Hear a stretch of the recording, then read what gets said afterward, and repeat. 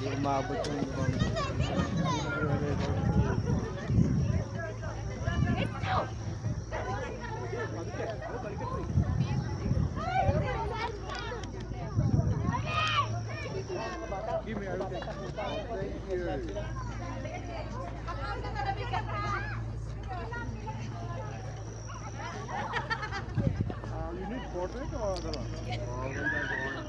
Magandang umaga mga kapapart.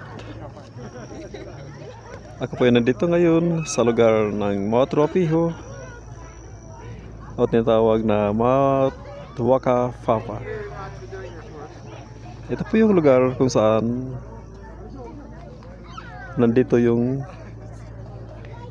bundok na nagkakaroon ng yelo, at sa lahat ng area po ng North Island ng New Zealand, ito lang yung lugar na nagkaroon ng yelo. At liban dito sa loob ng North Island, ito lang ang lugar na may yelo. Hindi katulad sa South Island na halos lahat ng kabundukan ay nagkakaroon po ng yelo doon, at tiyak na mas malamig ang lugar na yun kumpara dito.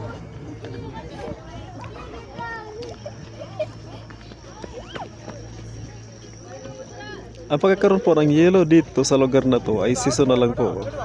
So ngayon ay papasok na ang winter season, at dito sa pinakatuktok ng bundok na ito, dito lang po nagkaroon ng yelo. At sa susunod na buwan, yung baba doon, maaaring magkaroon na po ng yelo doon, dahil yun na po ang taglamig talaga dito sa New Zealand.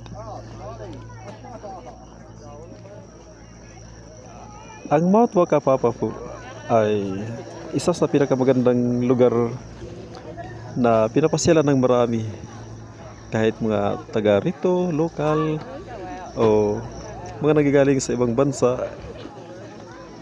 Nagugustuhan talagang at ninanais na makarating sa lugar na ito sa season na ito, dahil pagkatapos ng season na ito, wala ka lang makikitang yelo ulit, kundi mga bato dito sa lugar na ito.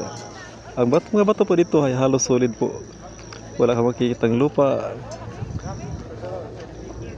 kundi puro bato talaga.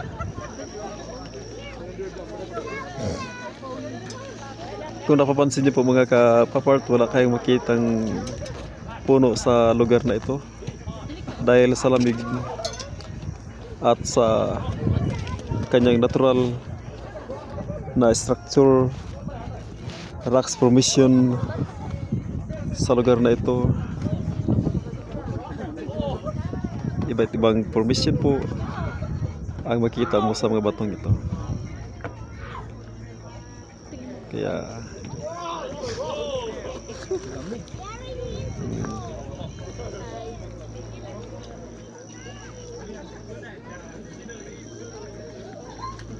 tama mo na ako dyan. Kim Kim, balang araw makarating ka rin dito.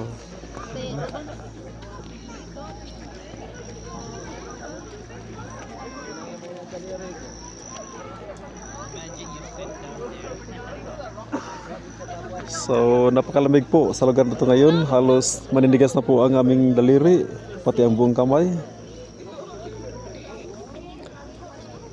Ang lamig po yung tumatagos sa aming kasuotan.